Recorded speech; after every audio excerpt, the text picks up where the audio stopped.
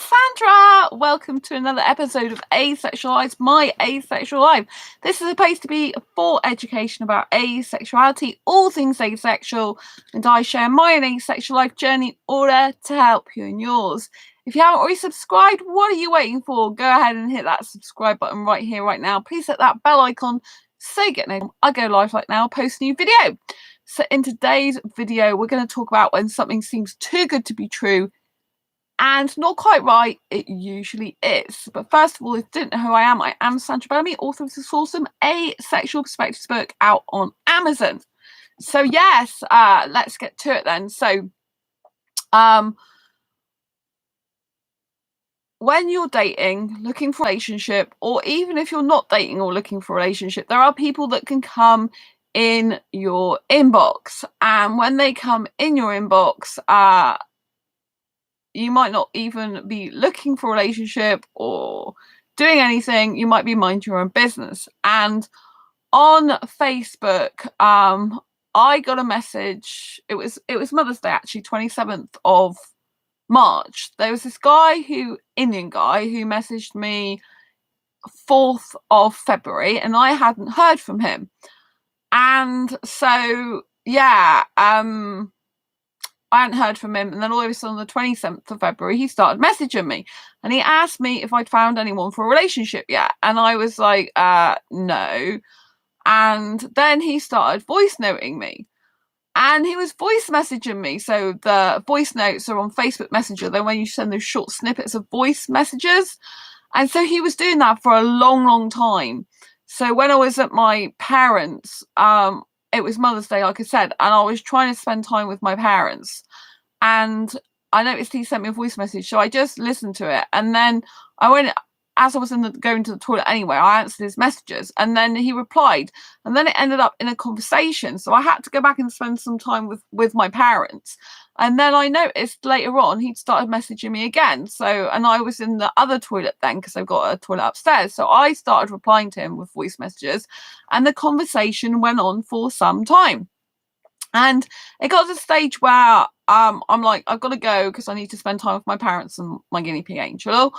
And so so he'd been messaging me a real lot. Like, I hadn't heard from him for over a month, which is obviously a red flag. When you haven't heard from someone for over a month, then all of a sudden they start messaging you and start saying all this lovely kind of stuff to you. So they were talking about relationship stuff with me, having a relationship with me, coming over to the UK, lots of other different things to do with a relationship with me.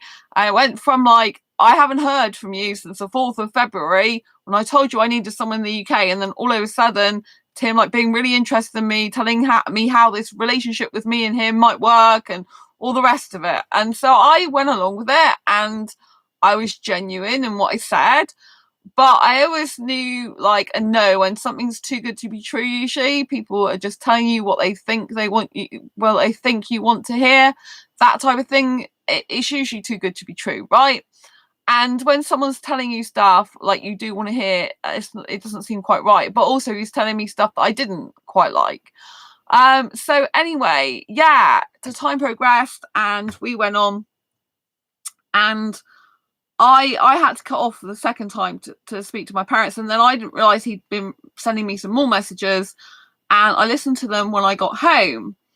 And when I listened to him when I got home, he was still online, which is very weird because in India, he was 4.5 hours ahead of me, I believe, from what he said. And so therefore we didn't even finish talking till it was like 5 o'clock his time in the morning. And so that was like really weird because he had work that day, and I'm thinking, why is he still online? And it was almost like he was waiting for me to carry on talking to him. So obviously this guy seems super interested in me in theory, really into me in theory, really quickly. And it's kind of a huge red flag because obviously if someone's not spoken to you for a whole month, then all of a sudden saying all this stuff about relationship, we and all this lot, it's kind of a red flag as, hang on a minute, you didn't even speak to me for over a month. Now all of a sudden you're just talking to me and bombarding me. So kind of like, it felt like I was being love bombed a bit for a day, if you like. showering me with affection and attention via messaging, basically. They obviously, well, they knew that I liked Indian guys. I don't know if they watched his channel or not, but yeah. So they said a lot of stuff, and from what they said, it sounds like that we would have had quite some compatibility there had we theoretically been in a relationship together, right? But he started saying that he wanted a female-led relationship, and do you think that's possible? So he must know that I'm not a submissive girl. I'm not submissive at all. And so I was like, well, yeah, obviously that I'm looking for that. I'm not a submissive type. But I didn't actually know what female-led relationship meant exactly. He didn't really explain that, and I haven't been looking that up. But I said to him that I am not submissive, but I'm not into BDSM stuff either, because I find a lot of people think that if you're not submissive, you're dominant and you're like a dominatrix, and you're into BDSM. And I've come across guys, even in the asexual community, that want a dominatrix, and they think that I might be suitable, but I just don't think I could do that, because I don't want to control a guy. I don't want to hurt a guy. And so as this conversation progressed, he then turned around later to me and said, oh, and I'd be happy to say you owned me. And I said, owned you? I said, well, I don't like that word, because I said, although I'm not submissive, I'm not controlling. And so I wouldn't be happy with you saying that, because, that's not right. Because if any guy does housework for me, because he's on about he would do cooking and cleaning that, I said, if any guy does housework for me, I'm really grateful and thankful, and I don't expect him. Obviously, if he says he's going to do it, I expect him to follow through, but I don't expect it of him. But if he does it, I respect him and really, really appreciate it, and don't take him for granted. So, it's about mutual respect in the relationship, not about someone owning someone. So yeah, that did put me off, and it was a huge red flag, because usually I discover that the guys that attracted to me, quite a lot of the guys that attracted to me, do have some feminine traits, and some of them like kind of role reversals, which is okay to a certain extent. But I do like a guy to still be like a guy, and like message me first, and take decisive action and keep the relationship going and all that type of thing, right? But this guy wanted a role reversal relationship. But when he said about me owning him, and I told him, I'm not a controlling person, usually in my experience of guys who ask me that type of thing are actually controlling themselves. And what they do is they want you to agree to controlling them, and down the line they're going to just tell all their friends and stuff that, oh yeah, she controls me, she's really possessive and controlling, really bad person. And they're like leading you up to that, to put you in a position where they're saying they want to be controlled or owned, but in reality they're just setting you up for a fall, because they're then going to turn it around on you. And you have to be very careful of any narcissists or abusers that would do this type of thing. And it's very difficult, because BDSM is a real thing. Role reversal is a real thing. Female-led relationships are a real thing. Some people do like to be controlled and dominated and told what to do and stuff. So I'm not saying that every single person that says about being controlled doesn't actually want it. I am in asexual groups. Well, I'm in one group, which is a bit shocking, because it's about BDSM, and I didn't think it was. I thought it was just about grey areas. But when I got in it, there's lots of people that are into BDSM stuff. I'm like, oh my God, and I don't really go in it, but I've got a friend that's into some BDSM stuff. So, some people do like the woman to dominate and control them. It is what it is. But personally, me, I don't like the idea of me controlling a guy. I am not I am not submissive. So I am a woman here and girl who knows exactly what she wants and goes for it, which is more of a dominant trait. It's not a submissive trait, but at the same time, I don't want to control a guy. So it's kind of weird. But I do tend to attract guys who sometimes say about controlling them. And I feel that it's just a way of them actually turning the tables on me later down the line, saying, oh, she's controlling me. when I really don't want to be controlled, because they want to push me into doing that. They think I'm a bit like that, probably because I'm not submissive, and they want to kind of put me in that position or something, you know. But it's really weird, because I did a quiz recently on marriage.com, just a quiz. It's like, are you dominant and submissive? It came out that I was submissive and not dominant. It's really weird. I'm thinking, well, that's not actually true. I'm not a submissive person, but I'm probably 50-50, I think. You know, so I think I'm more dominant on some things, but probably more submissive on some other situations. But overall, I'm not submissive, so I don't know. But I think that's very wrong, because when they did the description of what a submissive person is, I'm thinking it's definitely not me. You got the wrong person there. So yeah, it's very interesting, because I am, you know, I wouldn't get on well with any guy that would be a dominating guy. I just wouldn't, because I will not be told what to do by a guy. And I'm more of a leader than a follower. I'm more of a person who gives directions than actually takes them, if you know what I mean. I can be mentored, I can be coached, so I'm coachable. I can have mentors that will explain what to do, tell me what to do, like on training courses, or in my life, like life coach. I've had a life coach before for a short period of time in the past. I had a business mentor years ago, so I can take all, you know, I can take orders in that way, and I can like look up to someone and, you know, do what they say and ask in that way, you know, if I'm getting advice and stuff. So I can do that. So I'm not completely dominant in that way, but, you know, I'm certainly know my own mind and know what I want to go for it, and just don't take no. I don't take no for an answer, in the sense that I persist. But obviously, you know, for me, if someone says no to something, I don't usually waste my time on it. I move on to someone or something better, or someone else, you know, a lot of the time. But when I was in sales, actually retail sales, you know, we used to have 3 no's before a yes. That's quite hard. So, you know, I would suit a relationship where I wasn't submissive, to a certain extent, but at the same time, I want a guy who knows what he wants himself and can drive the relationship forward, and who I would feel protected by and cared for and loved and adored and cherished, which is more like, the guy's more like, you know, dominating that way. The guy's more masculine in that way, you know. So I think probably I'm 50-50. I'm not entirely sure. But I'm definitely not submissive overall. So yeah, it's kind of like really weird.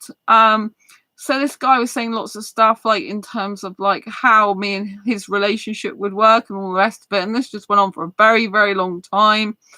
And you would have thought that he was super into me, that he really liked me, couldn't get enough of me, blah, blah, blah, right? But I have come across this times and time again before, right? So I kind of know the drill. I'm kind of aware to it and awake to it nowadays.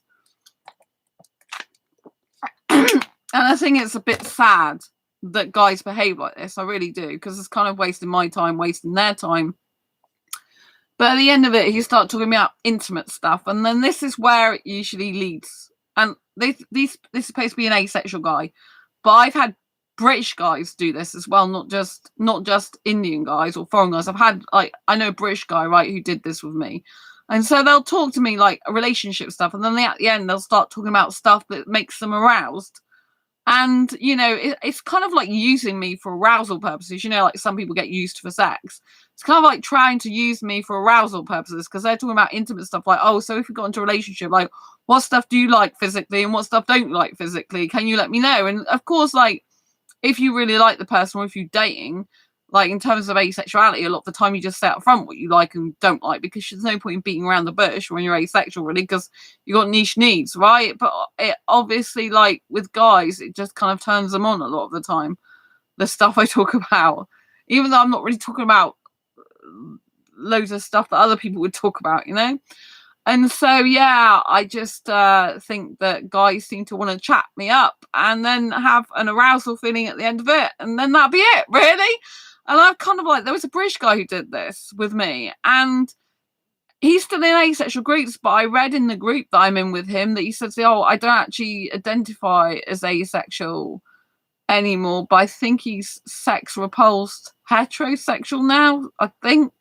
Something like that, or he's sex averse or something, but he doesn't actually identify as asexual anymore, I think, from what I read. So yeah, I tend to question whether these guys that I come into contact with actually are asexual. Some aren't, because they admit it in the end they're not. So yeah, it's diabolical behavior, really, you know, like bringing someone up, showering them with affection and attention, well, like saying things that the person wants to hear, and then kind of just leaving it and leaving that person. But because I've got so used to this now, I can deal with it. I can detach myself. I'm like, oh right, easy come, easy go, fine. You want to be like that, be like that, you know? And because he said, oh, the next day I'll speak to you. And I thought, okay, I'll believe it when I see it. And he didn't. And so, like, in the early hours this morning, yesterday morning, I just blocked him. I spoke to a friend actually online. I said, do you know this person? And we had a conversation, and they confirmed some of my suspicions, because this guy will not show his profile picture to me and didn't add me as a friend. And I said, you know, like, if I'm going to talk to you about intimate stuff, then I think you should at least show me your picture. And then he started saying, oh, I'll show you a picture of my chest. It'll take me 1 or 2 days to show you my face. And I was thinking, that's a very sexual thing. Again, I've had guys do that to me before. I'm not actually interested in the chest per se. Like, I was just saying that in a relationship, like, I'm okay with the guy's chest being naked, but, you know, I like kissing is the main thing for me, you know? And so when he said that to me, I just said, no, I don't want to see your chest. I'm attracted to guy's face, you know, and if you can't show me your face, then I don't want to see your chest, you know, because for me, I'm not attracted. If a guy just shows me his chest like that, to me, it's like a sexual thing. I just get really turned off. It just reminds me of sexual guys, and it's like, I don't like the chest that much, you know what I mean? It's like, oh, so yeah, you've got to really watch out for these type of people that literally like love bomb you for a day, make it out they're really, really into you when they haven't actually spoke to you for a while, quite a long time, and you know, and they're probably saying things that you just want to hear because it's too much similarity. And you know, and then there's a red flag when they're saying words like, oh, you can own me. You know, it's like, well, that's a controlling thing. You've already brought control into the possible relationship in some way. And like, what other forms of control do you want? And are you really going to just switch that around on me? Because I just think that's what they do. You know, it's very devious. You know, I have had abusive people in the past, and they'll say something and then they'll go around telling people something which is not actually true. So these people all say stuff like that, and they're really going to be the controlling ones themselves. And as soon as they say stuff like that, it's red flag. But I knew just the fact he wouldn't show me his profile picture or send me a photograph. You know, it's dodgy as anything. You know, he gave me some good excuse. So anyway, yeah, I didn't hear from him. I saw he was online, and I thought, I'm just not going to bother you. I'm just going to block you out of my life, because I don't want you coming back in my life another month later acting like you're in a relationship or something stupid like that with me, you know? So I blocked him. And, you know, that's the bravest thing you can do. If you get someone who seems really into you, comes on really strong, you have to understand that a lot of the time, in my experience, they just stop being into you the next day. And if they do that, they're really wrong. And that's why it's much better to be friends with someone first before you even contemplate a relationship, so this type of thing doesn't happen. You can't stop it from happening. You know, it's not anything to do with you personally. It's to do with the person that actually started messaging you. But you know, I did accept the messages, I did respond, and I was like, you know, enjoying the conversation, thinking about the possibilities of a relationship with this person. But I was very acutely aware that likely they're gonna not be a good guy for me, because they won't show me their profile picture, they haven't friend requested me, and I shouldn't have to ask that. If I have to ask any guy to friend request me or show me his profile pic, to me that is really, really bad. I feel ultimately really bad, and I shouldn't be having a relationship with that type of guy, because at the end of the day, a guy should be open, honest, and he should be actively friending me. Anyone that starts in my inbox and then doesn't friend me, I just get very suspicious of. I mean, you could argue that they would wait till I actually spoke to them first, see if I spoke to them, and then friend requested me straight away after that. But the guys that just start chatting to you for ages in your inbox and they don't even bother a friend requesting you, it's like they're scared to be your actual friend, scared of what you'll see on their profile and stuff. So you know then that really they're dodgy people. You know, and you don't kind of want to see it, but looking in the cold light of day, you can see that. And so, you know, I just get fed up with these guys that just really waste my time, you know, and are not honest and true, you know. And it's like, again, these guys are usually in other countries. It just drives me mad. It's like, I want a guy in the UK. I don't already in the UK. I don't want an online relationship. And anyone that's doing love bombing like that for a day, to me, is just, well, I've had a lucky escape, haven't I? If that's the way they're going to be, you know. And you know, if they're going to come on really strong and then just not bother with me, then it's just like I'm better off out of that situation. But because I can be a lot more detached from these things now, I'm not too hurt, because I thought it's probably too good to be true. Because for my Asexual Guide to Sex book, as you know, I've been doing I'm doing the chapter on abuse and narcissism at the moment, as it's important to spot signs of narcissists and abusers so that you can hopefully not get into a relationship with them and have sex with them. Or if you're in a relationship with someone, spot it and think, hang on a minute, I don't actually want sex with this person. If you're an asexual that is thinking about trying sex and got the book, I'm thinking, oh my God, I can't be in a relationship with this person because they're actually really no good for me. And I didn't realize, because I didn't know they're abusive or narcissistic. Narcissists are abusers, but they do a lot more subtly, you know, a lot of the time. And so, you know, and when you notice it, when you get trained in how to spot a narcissist, then there are much more obvious signs and they're not so subtle about it. But when you're new, when you don't really understand what narcissism is, then you know you don't really grasp the concept. So yeah, it's, you know, you don't really know what's going on.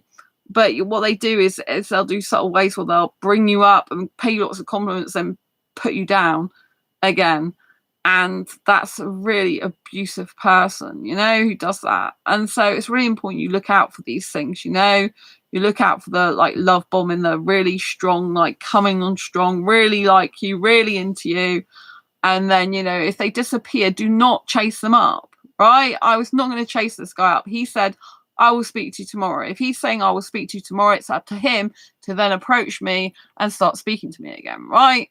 You know, and if he's not going to do that, then clearly he's not interested in me. It's just a load of lies and rubbish and like an opportunist or something. He saw an opportunity, he went for it. Good for him in that way. And then, you know, he's really into me and then all of a sudden he's not. It's just like, and it's a shame because obviously he took the time away from me that I could have been spending with my parents. But it was my choice still to carry on talking to him, and I did put an end to it twice.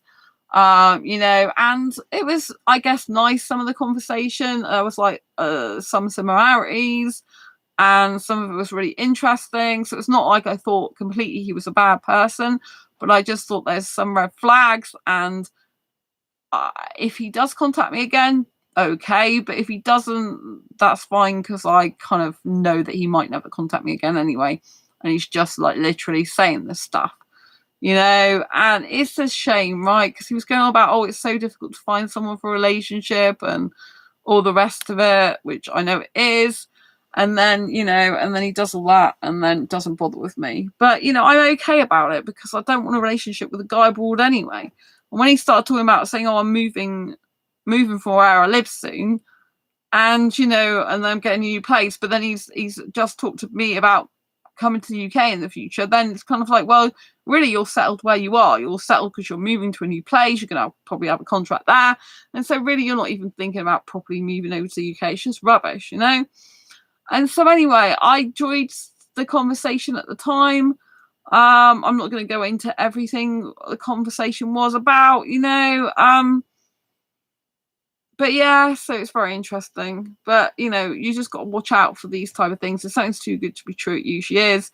If someone says that you can control them or own them, then usually that means they're going to actually do that to you, in my personal experience, unless you're actually in a BDSM group and you can genuinely see that the person's like that, then, you know, a lot of the time, or they come from that type of place, like in a profile, dating profile, and they say that's what they actually want, even then I'd be skeptical. I honestly think that it's a way of controlling you when they say that, you know, because they literally put you in that position and then give you the reins to do that, and then they'll just go around telling their friends and family, oh, this person's controlling me and owning me, it's really bad, you know, I'm so hard done by, and all the rest of it. It's just rubbish. So you got to be very, very careful. And you know, anyone who wants to kind of like take your time away from spending time with other people, but to extreme, like constant messaging, that is a red flag as well. I like a lot of talking and communication, but you know, it's kind of like love bombing. It's like constant, you know. And I that was, they said, have you got cold? And I said, well, I'm in the toilet, message you back. And they thought it was so sweet, which is great, but obviously I had to go back to my parents because I need to spend time with them for Mother's Day. So so yeah, just look out for all these things. If something's too good to be true, then it usually is. If something doesn't feel quite right, it usually is because it's not quite right. If some person is saying stuff to you and moving really fast, that is usually not a good sign. You know, and it's better to have a really good friendship with someone before you get into a relationship with them, so that you actually trust them and care about them as a friend and love them and like them as a friend before you actually progress things any further, in my opinion. Sadly, I haven't got any foreign friends in the UK that would be suitable for a relationship, and I'm not really close to any foreign guys in the UK. I have brilliant British people friends, and you know, that's great, guy friends, and I just know none of them are suitable for relationships. So, you know, I guess I haven't met my person yet. I do think this guy was going to be too old for me anyway, and he's Indian, but he said like he's 32. That's really old for me. Like, that's my maximum I'd ever go up to, usually of age, but if he looked really young. But then he said that he didn't show me a picture, but he said he's got a goatee, and I'm like, it's probably really old then, you know. 32 is very old for me. I like guys in their 20s, early to mid 20s best, you know. So, and he's not a web coder either. I like a guy who designs websites, codes websites. That's really good for me. I really, asexually turns me on. I want to kiss him more and talk to him about it. And, you know, so yeah, please, please, please do watch out for these signs. You know, and if something's too good to be true and it just doesn't feel quite right, that usually is not true, not right, you know. And, you know, just remember to try and stay detached from these type of people that come in your inbox, because at the end of the day, if you don't hear from them ever again, it can be very upsetting and self-destroying and destructive if you take it personally and think, oh my God, I'm such a bad person. But I know I'm not a bad person. I know the person who did that is not a good person for me, you know. And so it's not personal to me. It's the way they are. And they clearly got some satisfaction out of it, you know. They're obviously maybe a bit bored and thought, I'll try this today, you know. So yeah, I wish them good luck. I'm definitely not the girl for them, because I don't like that type of guy. And if a guy can't keep his word, I said to him, if a guy tells me just one lie, that's it, I can't trust him. And when he said, I'll speak to you the next day, and he didn't, I thought, okay, you haven't kept your word, that's pretty much lying, and I'm not interested anymore. So yeah. So be brave, don't give up on true love, but know that these types of people are out there, and it's best if you can just detach from them, get on with your life, don't take it personally if they do this to you, and realise they're the one with the problem, not you. Hope you found this video useful, helpful, insightful. If you have, please give it an emoji, give it a thumbs up. As always, subscribe if you haven't already, hit that bell icon so you get notified of every time I go live like now, post a new video. Lots of love to you. Bye. Take care. Bye.